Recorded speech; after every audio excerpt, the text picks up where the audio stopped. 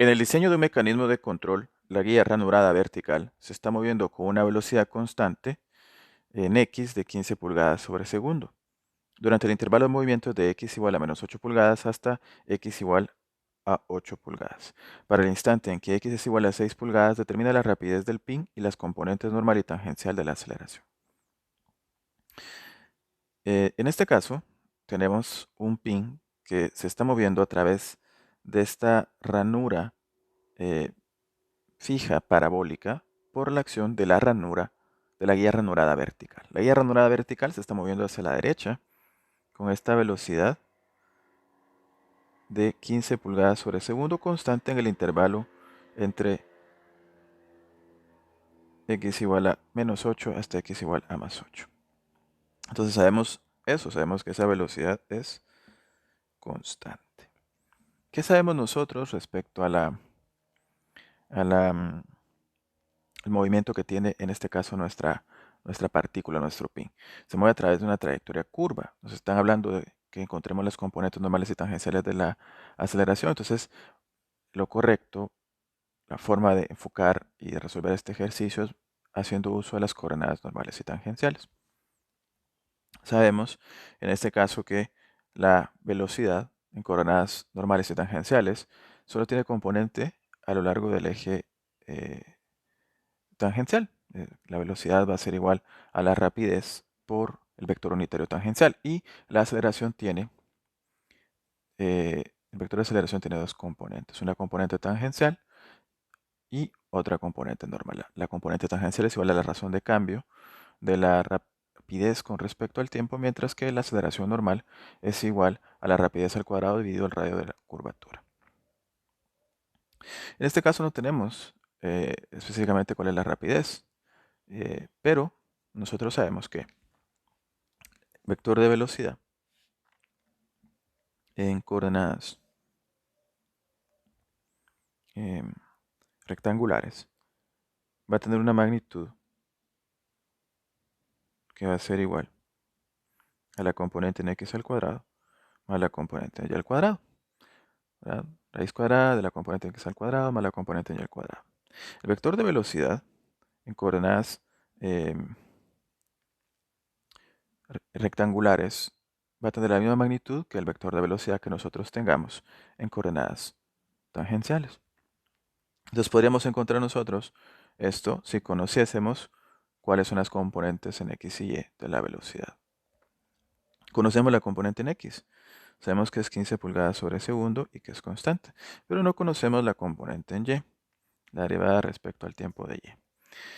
Sin embargo, nos indican que la trayectoria que sigue es una trayectoria parabólica y nos están proporcionando exactamente un sistema de coordenadas. Aquí sería para nosotros y, aquí sería x, y tenemos nosotros que en este punto la coordenada en x es 10 pulgadas, mientras que la coordenada en y es de 0.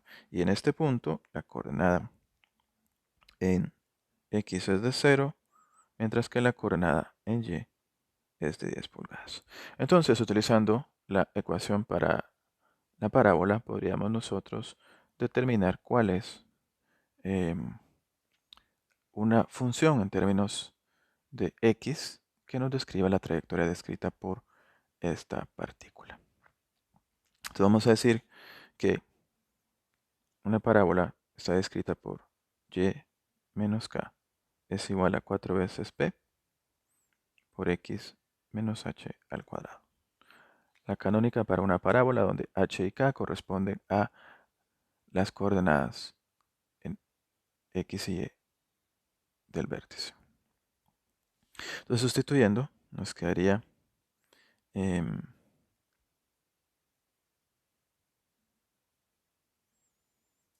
y menos 10 es igual a 4 veces p por x menos 0 al cuadrado. Entonces, y menos 10 es igual a 4 veces p por x al cuadrado. Sustituimos nuestro otro punto con coordenadas y, 0, pero con coordenadas 10, 0. Entonces nos quedaría 0 menos 10 es igual a 4p por 10 al cuadrado. Despejamos para P.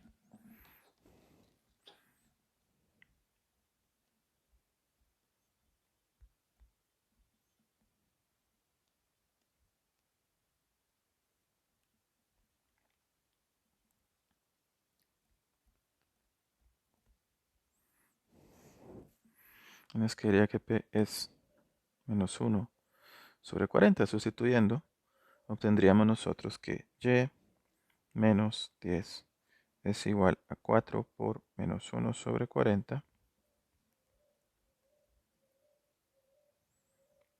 por X al cuadrado. Entonces nuestra función para la trayectoria descrita sería Y es igual a 10 menos 1 sobre 10 X al cuadrado. Entonces ya tenemos nuestra función para la trayectoria y podríamos encontrar a partir de esta función cuál es la velocidad en Y de esta partícula, de este pasador. ¿Cómo? Sabemos nosotros que Y punto nos hace referencia a la derivada de Y con respecto al tiempo.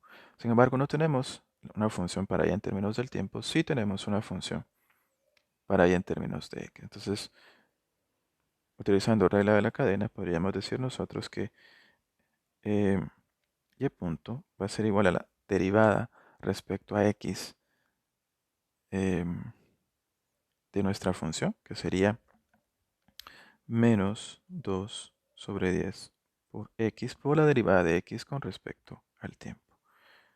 Esto nos quedaría menos 1/5 de X por X punto.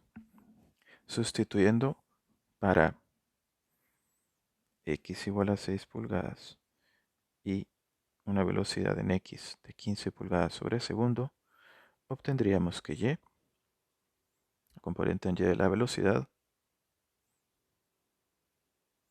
sería de menos 18 pulgadas sobre segundo. De esta manera que podemos encontrar esa rapidez como la raíz cuadrada de 15 pulgadas sobre segundo al cuadrado más menos 18 pulgadas sobre segundo al cuadrado. Y esto tiene un valor de 23.4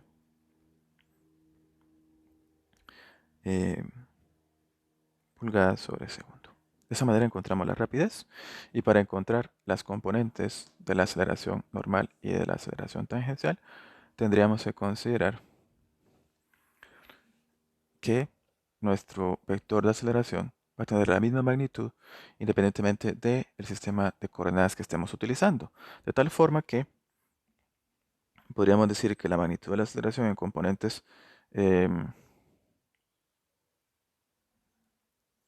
componentes rectangulares sería igual a la raíz cuadrada de la componente de la aceleración en x al cuadrado más la componente de la aceleración en y al cuadrado. La componente de la aceleración en x va a ser la segunda derivada de x con respecto al tiempo,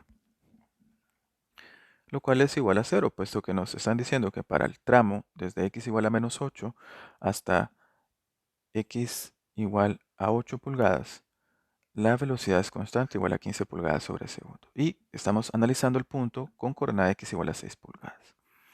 La componente en y de la aceleración es segunda derivada de y con respecto al tiempo. Entonces, lo que podemos hacer es derivar respecto al tiempo el menos 1/5 de x por x punto que hayamos obtenido. Entonces, esto sería igual a decir menos 1/5 por la derivada de x, que sería 1, por la derivada de x con respecto al tiempo, x punto por x punto, regla del producto, menos 1/5 de x por la derivada de x punto respecto al tiempo, que es xb punto. Pero como la aceleración en x es igual a 0, este término se vuelve 0 y entonces nos quedaría menos 1/5 de x punto al cuadrado. Entonces, la segunda derivada va a ser igual a esto. La segunda derivada de y con respecto al tiempo. De tal manera que cuando x es igual a 6 pulgadas y x punto es igual a 15 pulgadas sobre segundo, entonces la componente en y de la aceleración sería de menos 1/5 por 15 al cuadrado, y eso nos da menos 45 pulgadas sobre segundo al cuadrado. De tal manera que nuestra aceleración no tendría componente en x, solo tendría componente en y, y eso sería 45 pulgadas sobre segundo al cuadrado. Esa sería la magnitud de la aceleración. Ahora, ¿cómo encontramos las componentes normales y tangenciales? Bueno, podemos encontrar cuál es la dirección de nuestros ejes normales y tangenciales para la coordenada x igual a 6 pulgadas. ¿Cómo lo podemos hacer? Bueno, podemos encontrar que el ángulo que forma el eje tangencial con respecto al eje x va a ser igual a la primera derivada de y con respecto a x. Entonces, derivando con respecto a x nuestra función,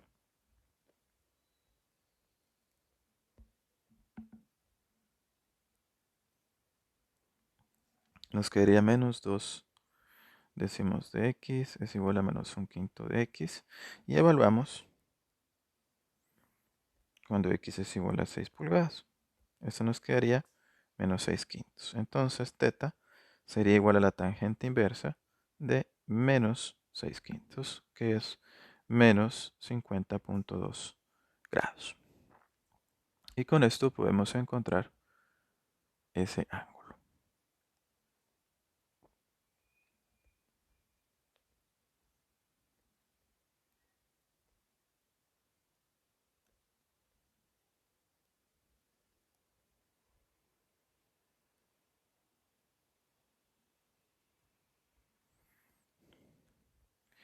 Entonces,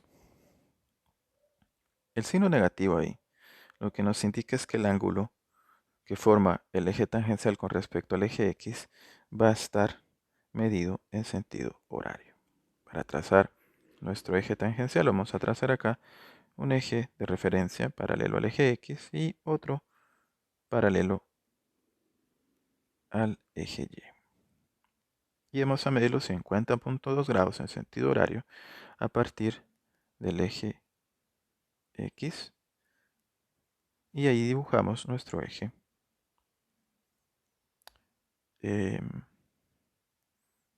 tangencial. Digamos que más o menos por acá estaría nuestros 50.2 grados. Estamos haciendo aproximado.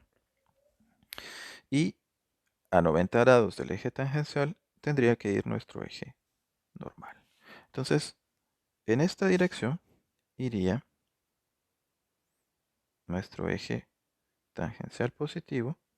En esta dirección, nuestro eje normal. Nuestro vector de velocidad tendría que ir sobre nuestro eje tangencial.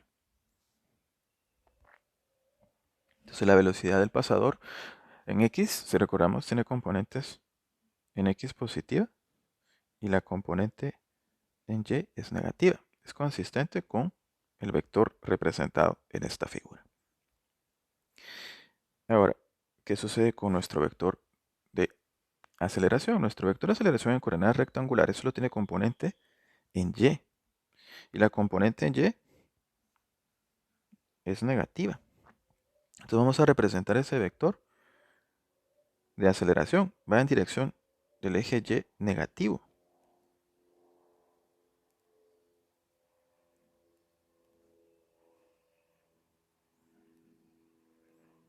Vamos a poner que aquí tenemos los 50.2 grados. Este es nuestro vector de aceleración. Y ese vector de aceleración va a tener componentes en los ejes normal y tangencial. De tal manera que, si aquí tenemos nosotros que se nos forman 90 grados, porque es un cuadrante de nuestro sistema de coordenadas rectangulares, el ángulo que tendríamos acá sería 50.2. Sería 90 menos 50.2. Y ese ángulo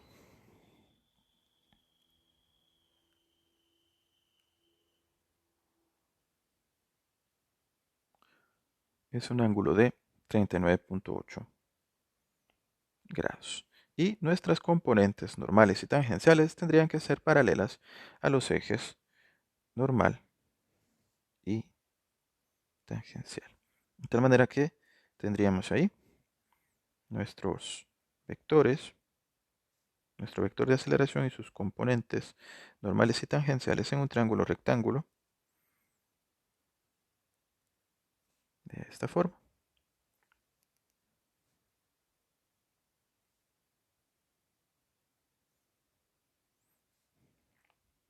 Podemos observar ahí que entre las dos componentes el ángulo es 90 grados y podemos encontrar cada una de las componentes. Vamos a decir que la aceleración tangencial es el cateto adyacente, entonces podemos encontrar la aceleración tangencial como la magnitud de la aceleración por coseno de 39.8, mientras que la aceleración normal será igual a la magnitud de la aceleración por seno de 39.8 grados.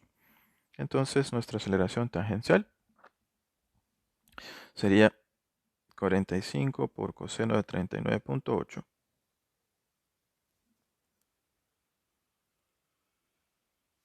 34.6 pulgadas sobre segundo cuadrado, y la aceleración normal